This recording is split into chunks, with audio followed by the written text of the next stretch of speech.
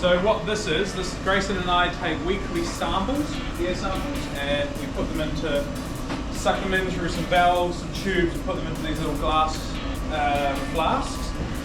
And those get sent back to NIWA, and they are analysed, and that way we can pretty much use them to track carbon dioxide and set up. So what these are our super crazy expensive and fragile air flasks. So we push atmospheric air into this, and then they get sent away, analysed back in labs in New Zealand, and this is where they come up with our carbon trends, and continually analysing parts of the atmosphere. And you get two wiggly lines in, one's in visible light, one's in UV light. And our water vapour changes, and this goes into models that feed worldwide weather. The long duration time. The spectrometer for it sits in the fridge there. So these antennas were put in all around, and they were put in World War II-ish, and used to monitor essentially very low frequency radio transmissions that bounce off the ionosphere. So we emit something, goes really high up into the atmosphere, bounces back off that, and gets sent around the globe. While these were in for military operations at the start, they then started realising, what are we getting all this crackly noise in these little interference things? And you can hear, I'll stop talking soon, you can hear little little things, and that's actually lightning from somewhere around the world. What? So lightning essentially the noise of it bounces off the atmosphere, and I've got 50 of these detectors around the Earth. We've got 3 here, 1 here, 2 down at Scott Base. And this is picking up lightning somewhere around the world. Are we hearing weird little cracks? Is there for so you can go do it?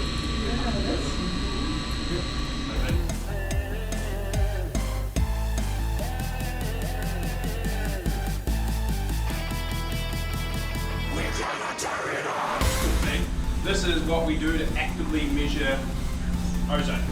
So this was that hatch that I opened up on the roof that kind of flipped open. We walk up and we put this periscope in there, which we slot down in there, and this then lines up, and we move this entire thing around to chase the sun. So as we're moving this rotates that, and then we're going to angle it, and so we're essentially periscoping the light down through here, down through this tube into this machine. And this machine was built in the 20s, and not this one, but an identical machine was what contributed to discovering the ozone hole. Yep. So this one wasn't in Antarctica when this happened, but 2 other ones that were in Antarctica were the ones that they used all that data for.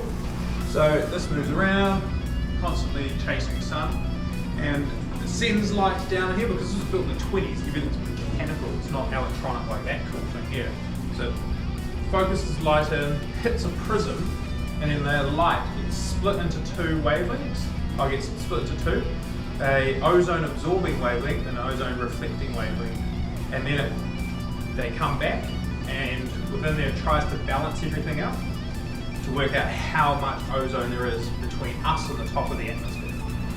And does some cool stuff, makes some weird noises, and then it spits out a number, and it'll give us 2 days ago, it's 384 Dobson units, which means if you take all of the ozone and the atmosphere, bring it down to 1 atmosphere pressure here, there's 3.84 millimeters of ozone in the atmosphere, separating us from a lot of misery. The ozone hole that's over Antarctica moves continuously, it's not static, just with the polar vortex, and the Coriolis force moves it around. So that's why we're up here all the time taking different measurements, because we're trying to track the ozone hole, and this feeds into global models, or global data sets which feed global models to do all of that. And so early spring, September, October is when all the ozone gets really depleted and the ozone hole forms. So we're taking measurements all the time, trying to capture that rapid change. And then now we get into a stable period, and over the next few months, the ozone hole will actually start breaking. Just don't touch anything, don't lean on it at all, because it'll throw it out of calibration. This instrument is this is monitoring atmospheric gases as well, and it needs to be colder than the things it's trying to measure. So we've put liquid nitrogen into here, it takes down to minus 196 degrees, and then it can work out spectra of the atmosphere. The reason why we have to have it colder is because the molecules up there between us and the sun are like really cold and not vibrating that much. And if this is warm, essentially its background noise drowns out the signal that it's getting. So we have liquid nitrogen up here. That big turn, we direct sunlight down, bounces down there through here, and does awesome magic. And you get really weird graphs that look at those black lines over there. That's the results of it. And from there, Dan and Penny do some really fancy maths. Yeah. So we've got 3 massive poles, and so that's sending a ping up into the atmosphere, and it is going about 80, 90 k's up, measuring the winds, the wind speed and the wind directions, and then we receive them here. We've got heaps of big antennas out there. And what that sounds like is this. And so that's another one of our daily checks, listening for weird sounds.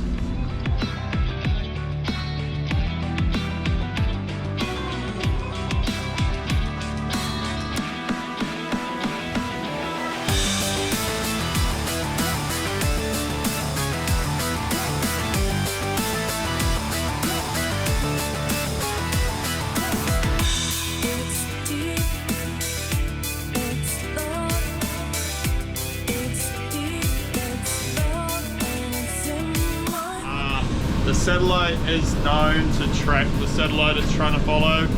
At one point the satellite went faulty and it went shooting off somewhere. The dish tried to follow it, put the dish and all that scaffold that you saw through the Kevlar panels. At the time there was no Starlink, so base completely died, phones, telecom thing got mad, and then the Americans reported that you have a problem with your dome, and then he goes, ah shit. What we call waveguides, which are these things, to send it up to the dish and then out so it can get through the atmosphere and up to our satellite in geostationary orbit. There's a line on the graph, that's our satellite signal coming in. You can see where the arrow is at the top of the screen is where it's supposed to be at, but just with atmospherics, it doesn't sit exactly where it should be. I'll leave that on there.